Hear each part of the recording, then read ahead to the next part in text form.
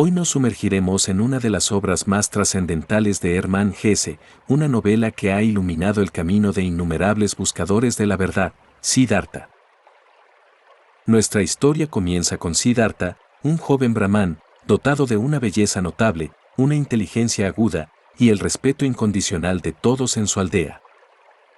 Lo tenía todo, una familia amorosa, un futuro prometedor y el reconocimiento de su comunidad.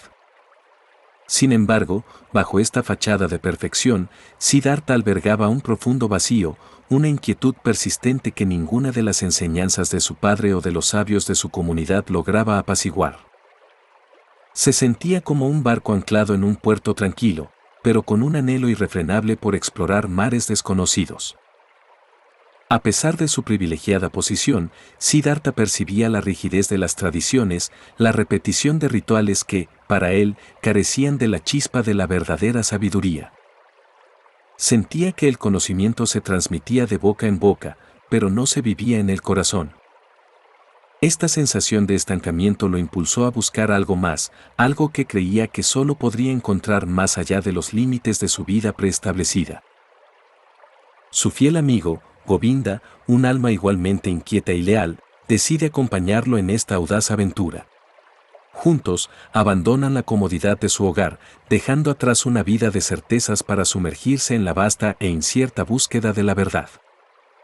Este primer acto de renuncia, de cortar lazos con lo conocido, es el punto de partida de un viaje de autodescubrimiento que transformará a Siddhartha para siempre. Es una decisión cargada de valentía y a la vez de la incertidumbre propia de quien se atreve a desafiar el destino trazado. Su primera parada los conduce a lo profundo del bosque, donde se unen a los amanas, ascetas errantes que practican la privación extrema como medio para alcanzar la liberación. Durante años, Siddhartha se somete a sus rigurosas disciplinas con una determinación férrea. Ayuna hasta el límite del agotamiento físico y mental, medita bajo el sol abrasador y el frío gélido, soporta el dolor físico y se esfuerza por aniquilar el yo y los deseos terrenales. Aprende a controlar su respiración, a dominar su mente, a ser uno con la naturaleza y a desaparecer en el presente. Sus logros son extraordinarios, su cuerpo se vuelve esquelético, pero su voluntad inquebrantable. Alcanza estados de éxtasis y de conexión profunda con el universo. Sin embargo, a pesar de estos logros y de la admiración de sus compañeros, una nueva y sutil insatisfacción comienza a gestarse en su interior. Siddhartha se da cuenta de que, aunque puede escapar temporalmente de su yo, de la prisión de sus pensamientos y deseos, estos siempre regresan. Comprende que la aniquilación del deseo no es la verdadera solución, sino una forma de eludirlo, de posponer el inevitable enfrentamiento con su propia esencia. Siente que la sabiduría de los amanas es valiosa, indudablemente, pero incompleta. Es una sabiduría prestada, una técnica aprendida, no una verdad experimentada en carne propia, nacida de su ser más íntimo. La semilla de la duda sobre el ascetismo como camino definitivo ha sido plantada. La noticia de la llegada del Buda, Gotama el Iluminado, se propaga como el fuego por toda la región y llega a oídos de Siddhartha y Govinda. La fama de su enseñanza, el Dharma, se extiende por todas partes, atrayendo a miles de buscadores. Ambos amigos deciden abandonar a los amanas, convencidos de que el Buda podría ofrecer la respuesta definitiva a sus anhelos. Llegan a un bosque sagrado, en donde Gotama imparte sus enseñanzas a sus discípulos y Siddhartha queda inmediatamente impresionado por la profunda serenidad y la paz inquebrantable que irradian el Buda y sus seguidores. La presencia de Gotama es, por sí misma, una enseñanza. Govinda, conmovido hasta lo más profundo por la doctrina de Gotama y por la calma que éste irradia, no duda en unirse a la comunidad de monjes, abrazando con devoción el camino del Buda. Para él, es la culminación de su búsqueda. Siddhartha, sin embargo, a pesar de reconocer la pureza, la lógica impecable y la verdad luminosa en las palabras de Gotama, siente una resistencia interior. Comprende la perfección de la doctrina, pero su espíritu le susurra que no puede simplemente seguir a otro maestro, por iluminado que éste sea. En un encuentro personal con el Buda, un diálogo cargado de respeto y honestidad, Siddhartha expresa su admiración sincera. Pero también su profunda convicción de que la verdadera sabiduría no puede ser enseñada en su totalidad, sino que debe ser vivida y experimentada por uno mismo, nacida de la propia experiencia individual. Este es un momento crucial, un punto de inflexión. Siddhartha entiende que, si bien la enseñanza del Buda es perfecta en su formulación, el camino de cada individuo hacia la iluminación es único, personal e intransferible. Debe encontrar su propio sendero, su propia verdad, su propia voz interior, en lugar de depender de las palabras o los dogmas de otros, por más sabias y puras que sean. La doctrina es un mapa, pero el viaje debe ser propio. Se despide de Govinda y del Buda, sintiendo por primera vez una verdadera y profunda soledad, pero también una nueva, poderosa y liberadora determinación. Es el inicio de su viaje en solitario, desprendido de cualquier figura de autoridad externa, confiando únicamente en su intuición. Abandonando por completo el camino espiritual que hasta ahora había transitado, Siddhartha se dirige a la vibrante y bulliciosa ciudad. Este es el comienzo de su inmersión en el mundo de los sentidos, un contraste radical y deliberado con su vida anterior de privación y búsqueda espiritual.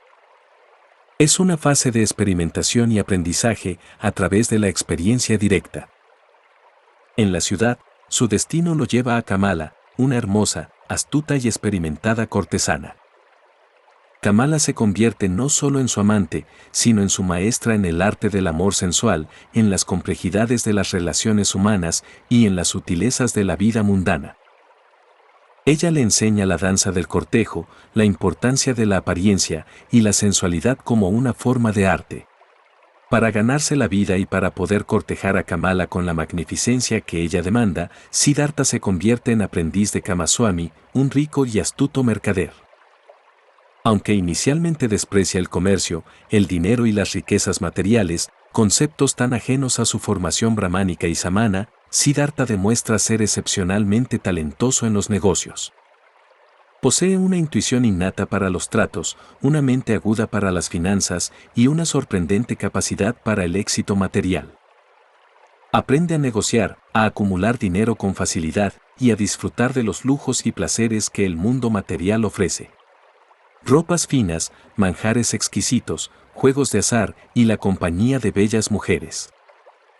Durante muchos años, Siddhartha se sumerge en una vida de excesos y gratificaciones. Se vuelve rico, popular, exitoso y respetado en la sociedad. Se rodea de sirvientes, participa en grandes banquetes, juega a los dados con entusiasmo y se entrega al amor físico con Kamala y otras mujeres. Su vida es un torbellino de actividad y placer. Sin embargo, a pesar de toda la riqueza, el placer y el reconocimiento que acumula, la vieja insatisfacción, el mismo vacío que lo impulsó a dejar su hogar, comienza a resurgir.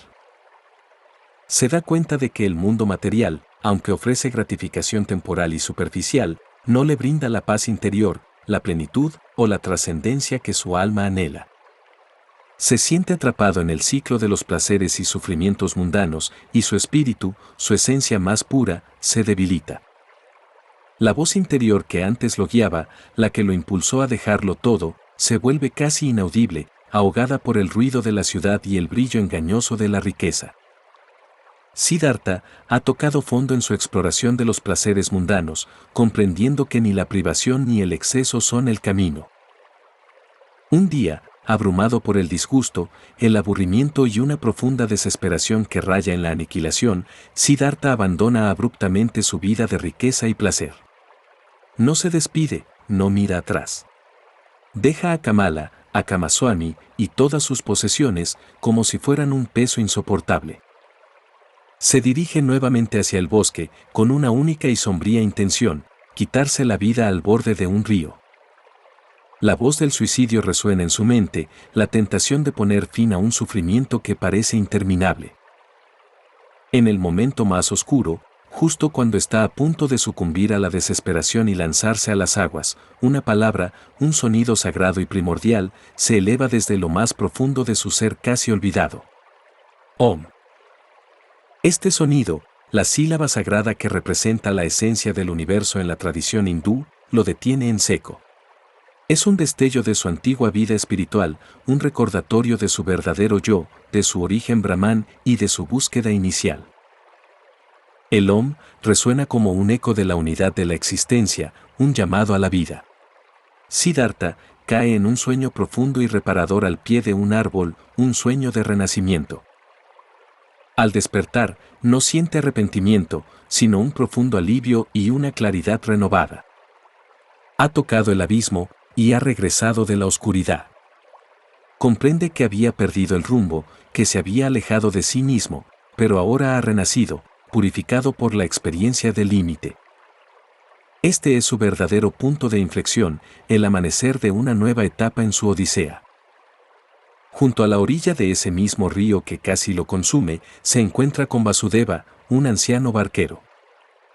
Vasudeva irradia una paz profunda, una serenidad inquebrantable y una sabiduría silenciosa que no necesita de palabras. Siddhartha se siente inmediatamente atraído por la calma del anciano y por la simpleza de su existencia. Decide quedarse con él, no como discípulo, sino como aprendiz y compañero, aprendiendo a manejar la barca y, más importante aún, a escuchar los sonidos del río y la música de la vida que fluye. Se rinde a la simplicidad y a la sabiduría de la naturaleza, un contraste total con la complejidad de su vida pasada. La vida de barquero con Vasudeva se convierte en el último y más profundo capítulo del viaje de Siddhartha. El río mismo se transforma en su gran maestro silencioso. Vasudeva no enseña con palabras, sino con su presencia, su actitud de escucha y su ejemplo. Ve cómo el río contiene todas las vidas, todos los sonidos, todas las alegrías y todas las penas, sin juzgar, simplemente siendo. Aprende que la sabiduría no es acumular conocimiento intelectual o doctrinal, sino experimentarlo y comprenderlo intuitivamente a través de la vivencia directa y a través del corazón. La vida le trae un último giro, una prueba final de su sabiduría. Kamala, su antigua amante, se enferma y llega al río buscando la ayuda del Buda. Con ella trae a un niño, el hijo de Siddhartha, nacido durante su vida en la ciudad, a quien él nunca llegó a conocer. La tragedia de la muerte de Kamala en sus brazos y la difícil relación con su hijo, que finalmente lo abandona para volver a la ciudad, le enseñan a Siddhartha sobre el dolor, el amor incondicional y la importancia de dejar ir. Experimenta la angustia de un padre, el desgarro de un corazón, y a través de esta experiencia, su compasión se expande infinitamente. Al final de su viaje, Siddhartha se fusiona completamente con la sabiduría del río. Vasudeva, habiendo cumplido su propósito como guía silencioso, se desvanece en la unidad de la existencia, dejando a Siddhartha como el nuevo barquero, encarnando la paz profunda y la sabiduría que ha encontrado. Es el ciclo completo, de buscador a maestro. Cuando Govinda regresa, buscando una vez más la iluminación que cree aún no haber alcanzado, encuentra a Siddhartha. El rostro de su antiguo amigo irradia la misma paz y serenidad que una vez vio en el Buda. Siddhartha, ahora el iluminado, le explica a Govinda que la verdadera sabiduría no se encuentra en palabras, en doctrinas o en dogmas, sino en la experiencia directa, en la unidad de todas las cosas, en el eterno fluir de la vida y en el amor que lo abarca todo. Siddhartha ha completado su viaje, no siguiendo un camino preestablecido, sino creando el suyo propio, demostrando que la verdad no es algo que se enseña, sino algo que se vive. La novela nos invita a escuchar nuestra voz interior, a confiar en nuestro propio camino y a reconocer la sabiduría en las cosas más simples de la vida, como el fluir de un río. Gracias por acompañarnos en este viaje hacia el interior. Y si quieres más resúmenes como este, no olvides suscribirte. Hasta la próxima.